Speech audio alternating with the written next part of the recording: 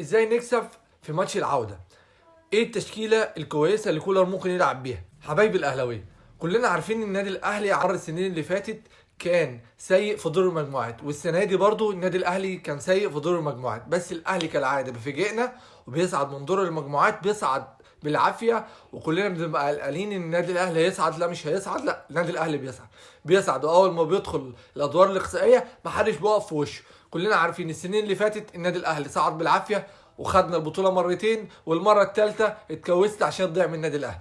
السنه دي النادي الاهلي يصعد تاني مجموعته مع سان داونز ويكسب الرجاء هنا في مصر 2-0، والماتش الجاي ان شاء الله مع الرجاء بكره، وان شاء الله هنكسب. ان شاء الله ان النادي الاهلي يبقى قدها ويصعد للادوار اللي جايه. ازاي نكسب في ماتش العوده؟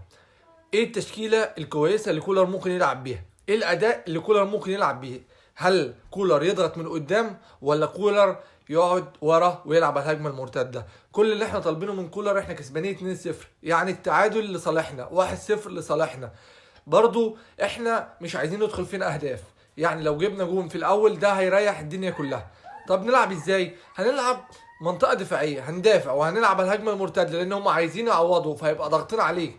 انت ضاغطين عليك مع انك عندك خطوط كويسه قدام في الهجوم، هنلعب على الهجمه المرتده وان شاء الله نخطف جون ونستريح. طب التشكيله المثاليه اللي النادي الاهلي يلعب بيها، كلنا عارفين خط الدفاع هنلعب بيه الشناوي في حارس المرمى، الدفاع محمود متولي وعبد المنعم، شمال علي معلول، يمين محمد هاني. هنلعب 3 في نص الملعب اللي هو حمدي فتحي وعمرو السولية ومروان عطية، او ممكن نطلع عمرو السولية ونلعب ديانج، يبقى عندنا ديانج ومروان عطيه وحمدي فتحي. واحنا عارفين طبعا ادوار حمدي فتحي اللي موجوده في الملعب وكولر بوظفه ازاي في الملعب.